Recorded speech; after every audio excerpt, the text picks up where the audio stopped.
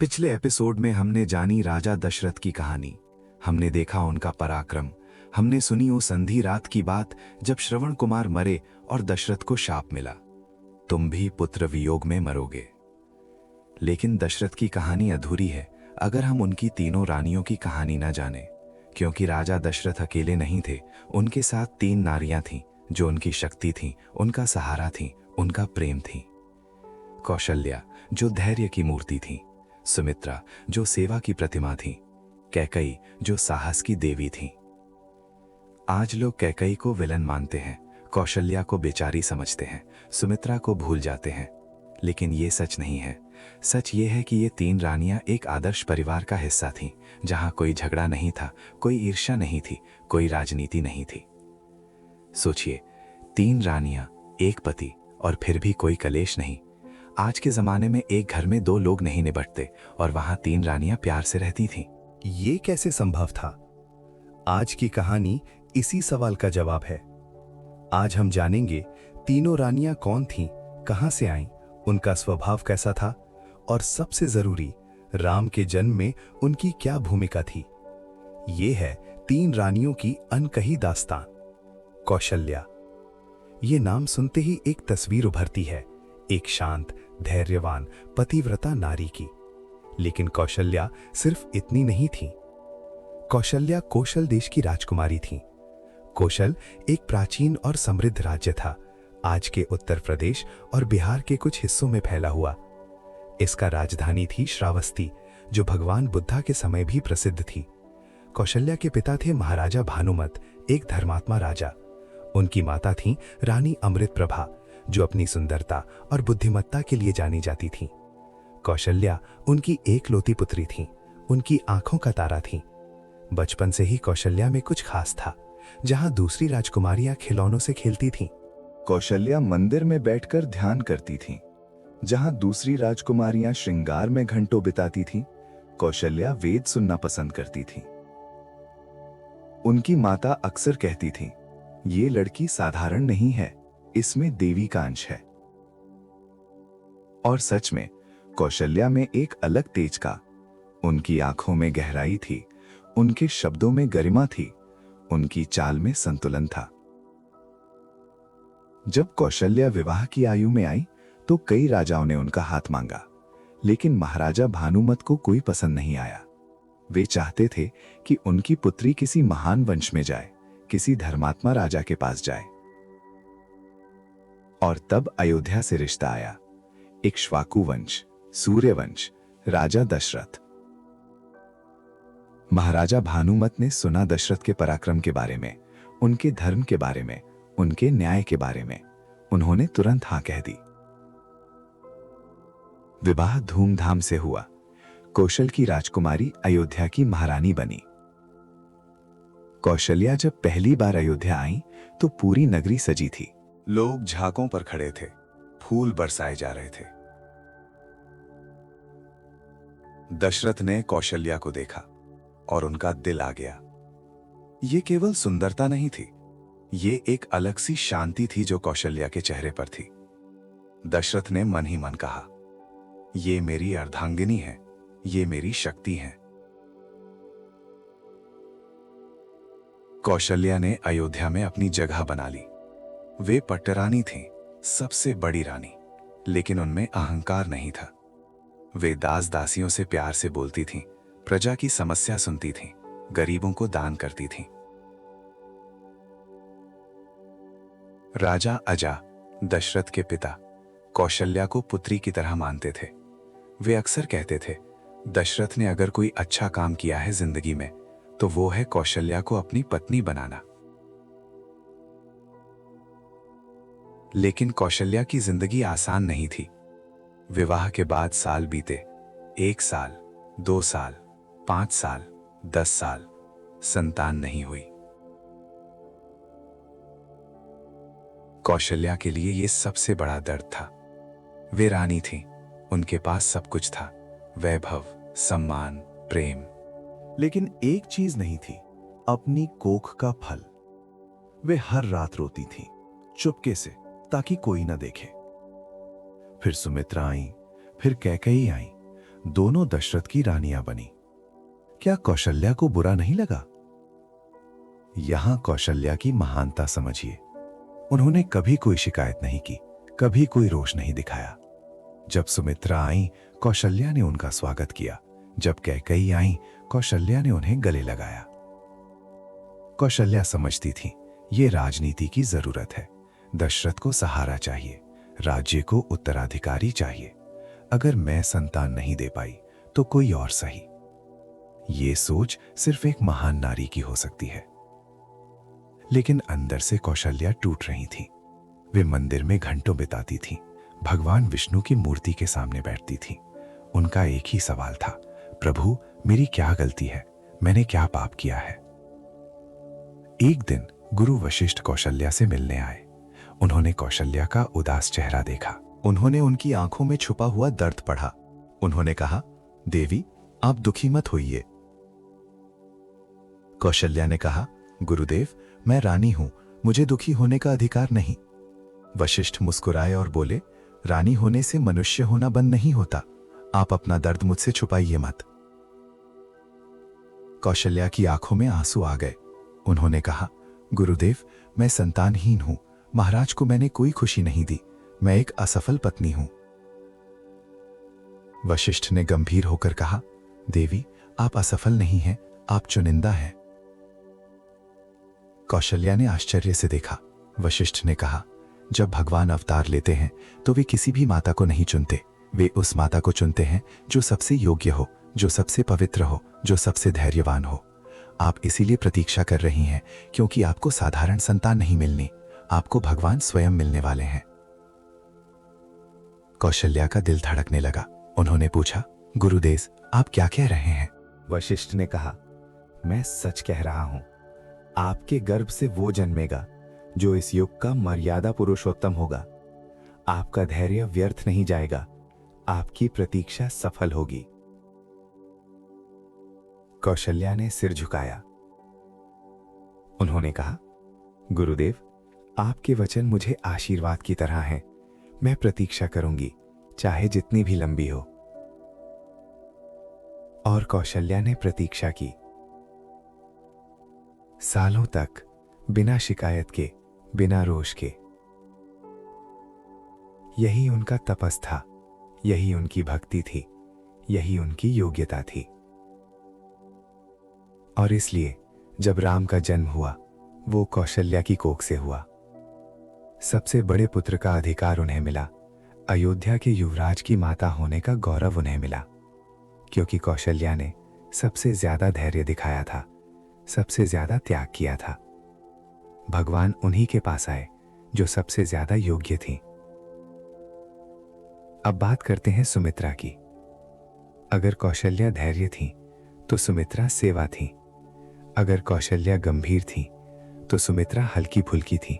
लेकिन दोनों में एक बात कॉमन थी, दोनों में अहंकार नहीं था। सुमित्रा के बारे में बहुत कम लिखा गया है। रामायण में वे अक्सर पीछे रह जाती हैं। लोग कौशल्या को याद रखते हैं, कैकेयी को याद रखते हैं, लेकिन सुमित्रा को भूल जाते हैं। ये गलत है, क्योंकि सुमित्रा शायद सबसे महान रानी थी। उन्होंने 2 पुत्र दिए, लक्ष्मण और शत्रुघ्न, जो राम और भरत के साए बने, जो उनके प्राण से भी अधिक बने। सुमित्रा काशी की राजकुमारी थी। हां, वही काशी जो भगवान शिव की नगरी है, वही काशी जो मोक्ष की भूमि है। सुमित्रा के पिता थे काशी नरेश, उनकी माता थी रानी सत्यवती। सुमित्रा का बचपन गंगा के किनारे बीता। वे रोज सुबह गंगा स्नान करती थीं, विश्वनाथ मंदिर जाती थीं। उनका बचपन पूजा पाठ और सेवा में बीता। सुमित्रा में एक अनोखी बात थी, वे हमेशा दूसरों के बारे में सोचती थी। जब कोई दुखी होता, सुमित्रा सबसे पहले पहुंचती। जब कोई भूखा होता, सुमित्रा अपना भोजन दे देती। जब कोई रोता, सुमित्रा उसके आंसू पोंछती। उनका नाम ही था सुमित्रा, अच्छी मित्रा, और वे अपने नाम को सार्थक करती थी। हर किसी की मित्रा थी, हर किसी की अपनी थी। जब दशरथ ने सुमित्रा से विवाह किया तो ये एक राजनैतिक गठबंधन था, अयोध्या और काशी का मिलन, 2 महान राज्यों का जोड़। लेकिन सुमित्रा ने इस गठबंधन को प्रेम में बदल दिया। अयोध्या आकर सुमित्रा ने पहला काम क्या किया? उन्होंने कौशल्या के चरण छुए। हाँ, द्वितीय रानी होते हुए भी उन्होंने पट्टरानी को अपनी बड़ी बहन माना। कौशल्या हैरान रह गईं। उन्होंने कहा, आप क्या कर रही हैं? आप भी रानी हैं, आपको मेरे पैर नहीं छूने चाहिए। सुमित्रा मुस्कुराई और बोली, देवी, आप मुझसे पहले आईं, आप मुझसे बड़ी हैं, आपका सम्मान मेरा कर्तव्य है। इस एक पल में कौशल्या का दिल जीत लिया सुमित्रा ने। दोनों बहनें बन गईं, सहेली बन गईं, एक दूसरे का सहारा बन गई। सुमित्रा कभी अपने अधिकारों के लिए नहीं लड़ी। जब कैकई आईं और दशरथ उनके पास ज्यादा समय बिताने लगे, सुमित्रा ने कोई शिकायत नहीं की। जब कैकई को ज्यादा जेवर मिले, ज्यादा वस्त्र मिले, सुमित्रा ने कोई सवाल नहीं उठाया। कौशल्या अक्सर पूछती थी, सुमित्रा, तुम्हें बुरा नहीं लगता? सुमित्रा हंसती थी और कहती थी, दीदी, मुझे सब कुछ मिला है, पति मिला, घर मिला, आपका प्यार मिला, और क्या चाहिए? ये थी सुमित्रा की विशेषता, संतुष्टि। वे हमेशा संतुष्ट रहती थीं, जो मिलता उसमें खुश रहती थीं। ये संतुष्टि सन्यासियों में होती है, ये संतुष्टि तपस्वियों में होती है। सुमित्रा राजमहल में रहकर भी सन्यासीन थी। सुमित्रा का एक और गुण था, बुद्धि। वे बहुत समझदार थीं, हर परिस्थिति को शांति से समझती थीं। जब महल में कोई समस्या आती, सुमित्रा हल ढूंढ लेती थीं। एक बार कौशल्या और कैकई में मामूली सी अनबन हुई, किसी जेवर को लेकर, किसी दासी को लेकर, याद नहीं। दोनों रानी अपने अपने महल में बैठ गईं। एक दूसरे से नहीं बोल रही थी। सुमित्रा ने क्या किया? पहले कौशल्या के पास गईं, उन्हें मनाया, उनका पक्ष सुना। फिर कैकेयी के पास गईं, उन्हें भी मनाया, उनका भी पक्ष सुना, और फिर दोनों को एक साथ ले आईं। सुमित्रा ने कहा, देखिए, हम 3 बहनें हैं, एक पति की पत्नियां हैं। अगर हम आपस में लड़ेंगे तो महाराज को दुख होगा, प्रजा में गलत संदेश जाएगा, और सबसे बड़ी बात, हम अपना सुख खुद खराब करेंगे। दोनों रानियों को अपनी गलती समझ आई। उन्होंने एक दूसरे से माफी मांगी और सब नॉर्मल हो गया। ये थी सुमित्रा, जो बिना कुछ कहे सब कुछ ठीक कर देती थी। सुमित्रा के 2 पुत्र हुए, लक्ष्मण और शत्रुघ्न। लेकिन यहां भी सुमित्रा की विशेषता देखी। जब खीर बनती गई तो सुमित्रा ने सोचा नहीं कि मेरा पुत्र सबसे महान हो। उन्होंने सोचा, मेरे पुत्र अपने बड़े भाइयों के सेवक हों। और ऐसा ही हुआ। लक्ष्मण राम के साए बने, हर कदम पर उनके साथ। शत्रुघ्न भरत के साथ रहे, उनके हर काम में सहायक। ये सुमित्रा की शिक्षा थी, ये सुमित्रा की सोच थी। सुमित्रा ने कभी नहीं कहा, मेरा पुत्र युवराज क्यों नहीं। उन्होंने कभी नहीं सोचा, मेरा पुत्र राजा बने। उनकी बस एक इच्छा थी, मेरे पुत्र अच्छे मनुष्य बने, अपने भाइयों से प्रेम करें, धर्म का पालन करें। और यही हुआ। लक्ष्मण मर्यादा के प्रतीक बने, शत्रुघ्न सेवा के प्रतीक बने, क्योंकि उनकी माता सुमित्रा थी, जो स्वयं मर्यादा और सेवा की मूरत थी। अब बात करते हैं कैकेयी की, और यहां रुकिए, क्योंकि कैकेयी के बारे में जो आप जानते हैं वो पूरा सच नहीं है। लोग कैकेयी को विलन मानते हैं, जो राम को वनवास भिजवाने वाली दुष्ट रानी थी, जो अपने पुत्र भरत को राजा बनाना चाहती थी, जो दशरथ की मृत्यु का कारण बनी। लेकिन ये कैकेयी की पूरी कहानी नहीं है। ये कैकेयी की कहानी का सिर्फ एक अध्याय है, और वो भी सबसे आखिरी अध्याय। उससे पहले के अध्याय पढ़ो तो एक अलग कैकेयी दिखेंगी। कैकेयी कैकया देश की राजकुमारी थी। कैकया आज के पाकिस्तान के पंजाब रीजन में था, एक शक्तिशाली राज्य। कैकेयी के पिता थे राजा अश्वाकति, जो पंछी की भाषा समझते थे। कैकेयी की माता थी, ये थोड़ा कॉम्प्लिकेटेड है। उनकी असली माता ने उन्हें बचपन में ही छोड़ दिया था। कैकेयी अपने पिता के साथ बड़ी हुई, राजकुमारों के बीच, योद्धाओं के बीच। इसीलिए कैकेयी साधारण राजकुमारी नहीं थी। वे तलवार चलाना जानती थीं, धनुष चलाना जानती थीं, वे घोड़ी दौड़ाता जानती थीं, रथ चलाना जानती थीं, वे योद्धा थीं, राजकुमारी के भेष में। कैकेयी बहुत सुंदर भी थी। उनके बाल घने और काले थे, रात्रि के आकाश की तरह। उनकी आंखें बड़ी और चमकदार थीं, तारों की तरह। उनकी काया सुंदर और सशक्त थी।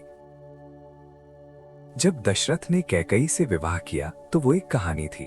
हमने पिछले एपिसोड में सुनी थी कैसे कैकई ने युद्ध में दशरथ की जान बचाई, कैसे अपना हाथ रथ के पहिए की जगह रख दिया, कैसे अपनी हड्डियां तुड़वा ली ताकि दशरथ लड़ सके। उस दिन दशरथ ने कैकई को 2 वरदान दिए। उन्होंने कहा, देवी, तुमने मेरे लिए अपनी जान दांव पर लगा दी। मैं तुम्हारा ये कर्ज नहीं चुका सकता, लेकिन एक बात कहता हूं, जब भी तुम्हें कुछ चाहिए मांग लेना, मैं मना नहीं करूंगा।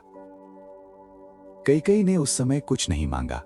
उन्होंने कहा, महाराज, मुझे कुछ नहीं चाहिए, आपका प्यार ही मेरा वरदान है। दशरथ बहुत प्रसन्न हुए। उन्हें लगा ये कितनी उदार हैं, कितनी निश्चल हैं। और सच में उस समय कैकई सच में निश्चल थीं। उनमें कोई छल नहीं था, कोई कुशल नहीं था। वे सिर्फ दशरथ से प्रेम करती थीं, सिर्फ उनके साथ रहना चाहती थीं। कैकई अयोध्या आई और यहां कुछ अलग हुआ। दशरथ कैकई के सबसे करीब हो गए। इसका कारण था, कौशल्या गंभीर थी, दशरथ कभी कभी उनके सामने नर्वस हो जाते थे। सुमित्रा बहुत शांत थीं। दशरथ उनके साथ ज्यादा बात नहीं कर पाते थे। लेकिन कैकई उनकी जैसी थी। कैकई के साथ दशरथ खुलकर हंसते थे। कैकई के साथ वे शिकार की बातें करते थे। कैकई के साथ वे युद्ध की चर्चा करते थे। कैकई उनकी दोस्त थी, पत्नी से पहले। दशरथ अक्सर रात को कैकई के महल में जाते थे। वहां बैठकर वे घंटों बातें करते थे। कैकई उन्हें हंसा देती थी, उनका मूड ठीक कर देती थी। दशरथ के लिए कैकई उनकी खुशी थी। लेकिन इसका मतलब ये नहीं कि कौशल्य और सुमित्रा से प्रेम नहीं था। पूरा प्रेम था, लेकिन कैकई के साथ एक अलग कनेक्शन था। जैसे किसी के 3 बच्चे हों और एक के साथ थोड़ी ज्यादा बॉन्डिंग हो। इसका मतलब ये नहीं कि बाकियों से प्रेम नहीं। अब आती है सबसे इंपॉर्टेंट बात, कैकई राम से कितना प्यार करती थी। हां, आपने सही सुना, कैकई राम को सबसे ज्यादा प्यार करती थी। राम कौशल्या के पुत्र थे, लेकिन कैकई उन्हें अपने पुत्र की तरह मानती थीं। जब राम छोटे थे, वे अक्सर कैकई के महल में जाते थे। वहां कैकई उनके साथ खेलती थीं, उन्हें कहानियां सुनाती थीं। कैकई उन्हें युद्ध कला सिखाती थीं, घोड़ा दौड़ाना सिखाती थीं। राम कैकई को बहुत मानते थे। एक बार छोटे राम से किसी ने पूछा, तुम्हें तीनों माताओं में सबसे ज्यादा कौन पसंद है? राम ने क्या जवाब दिया जानते हो? उन्होंने कहा, कैकई माता। ये सुनकर चौंक गए ना? लेकिन ये सच है। वाल्मीकि रामायण में ये लिखा है। राम को कैकई बहुत प्यारी थी। कैकई को राम बहुत प्यारे थे। उनका रिश्ता माँ बेटे से ज्यादा दोस्ती का था। कैकई राम को गहने लाती थी। कैकई राम को मीठे खिलाती थी। जब राम बीमार होते, कैकई रात भर जागती थी। जब राम उदास होते, कैकई उन्हें हंसाती थी। तो सवाल ये उठता है, ऐसी कैकई ने राम को वनवास कैसे भिजवा दिया? ये सवाल बहुत जरूरी है और इसका जवाब हम आगे के एपिसोड्स में जानेंगे। लेकिन अभी इतना समझ लीजिए, कैकई बुरी नहीं थी। वे एक नेक, प्यार करने वाली रानी थी। उन्हें किसी ने बहकाया, किसी ने उनके मन में जहर भर दिया। वो कोई कौन था, ये बात की बात है। कैकई का पुत्र भरत था। भरत भी राम से बहुत प्यार करता था, राम भी भरत से। कैकई कभी नहीं चाहती थी कि भरत राजा बने राम की जगह। वे जानती थीं राम सबसे योग्य है, राम ही अयोध्या के युवराज होंगे। लेकिन फिर क्या हुआ? कैसे एक प्यार करने वाली मां दुश्मन बन गई? कैसे एक वरदान शाप बन गया? ये रामायण की सबसे बड़ी ट्रेजेडी है। और ये ट्रेजेडी इसीलिए ट्रेजेडी है क्योंकि कैकई बुरी नहीं थी। अगर वे पहले से बुरी होती तो उन्हें ब्लेम करना आसान होता, लेकिन वे अच्छी थीं, वे प्यार करती थीं और फिर भी उन्होंने वो किया जो नहीं करना चाहिए था। यही कैकई की असली कहानी है। अब बात करते हैं इस अनोखे रिश्ते की। 3 रानियां, एक पति, कोई कलेश नहीं। ये कैसे संभव था? पहला कारण, समर्पण। तीनों रानियां दशरथ के प्रति समर्पित थीं। उनका प्रेम दशरथ से था, एक दूसरे से कंपटीशन नहीं था। जब आप किसी से सच्चा प्रेम करते हो तो उसकी खुशी में खुश होते हो। दशरथ जब कैकेयी के पास जाते, कौशल्या को बुरा नहीं लगता था, क्योंकि कौशल्या जानती थी महाराज खुश हैं और महाराज की खुशी मेरी खुशी है। दूसरा कारण, बड़े छोटे का आदर। कौशल्या सबसे बड़ी थी। सुमित्रा और कैकेयी उन्हें बड़ी बहन मानती थीं। कौशल्या की बात मान ली जाती थी, उनका निर्णय अंतिम होता था। ये हिरार्की थी, लेकिन प्यार की हिरार्की। तीसरा कारण, दशरथ का व्यवहार। दशरथ तीनों रानियों का ध्यान रखते थे। वे जानते थे कि कौशल्या को सम्मान चाहिए, वे देते थे। वे जानते थे कि सुमित्रा को प्यार चाहिए, वे देते थे। वे जानते थे कि कैकेयी को साथ चाहिए, वे देते थे। एक पति की जिम्मेदारी होती है कि वो अपनी पत्नियों में तो टूटने ना दे। दशरथ ये जिम्मेदारी निभाते थे। वे कभी एक रानी को दूसरी के सामने नीचा नहीं दिखाते थे। वे कभी कंपैरिजन नहीं करते थे।